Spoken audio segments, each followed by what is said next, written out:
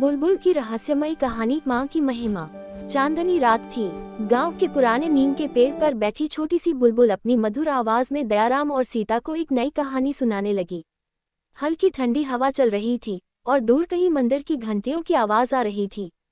दयाराम और सीता चारपाई पर बैठे आसमान की ओर देख रहे थे।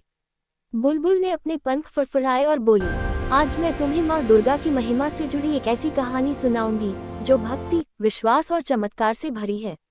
कहानी शुरू होती है। एक छोटे से गांव में राधा नाम की एक गरीब लड़की रहती थी। राधा बहुत ही सीधी सादी और भक्ति में लीन रहने वाली लड़की थी। वह रोज सुबह उठकर माँ दुर्गा की पूजा करती और पूरे मन से उनका नाम जपती। लेकिन राधा का जीवन आसान नहीं था। उसके घर में गरीबी थी और कई बार तो उसे ठीक से खाना भी नहीं मिलता था। फिर भी उसने कभी अपनी भक्ति और विश्वास नहीं छोड़ा। नवरात्रि का समय आया। गांव में नवरात्रि का त्योहार शुरू हुआ। हर जगह रोशनी, भजन, गरबा और मां की आरती होने लगी। लेकिन राधा के पास न अच्छे कपड़े थे, न ही पूजा के लिए कोई खास सामान। फिर भी उसने सोचा, मैं मां की पूजा पूरे दिल से करूंगी, चाहे मेरे पास कुछ भी ना हो। नवरात्रि की एक रात राधा ने अपने छोटे से घर में एक दिया जलाया और आंखें बंद करके मां को याद करने लगी। उसकी आंखों में आंसू थे, लेकिन दिल में सच्चा विश्वास था।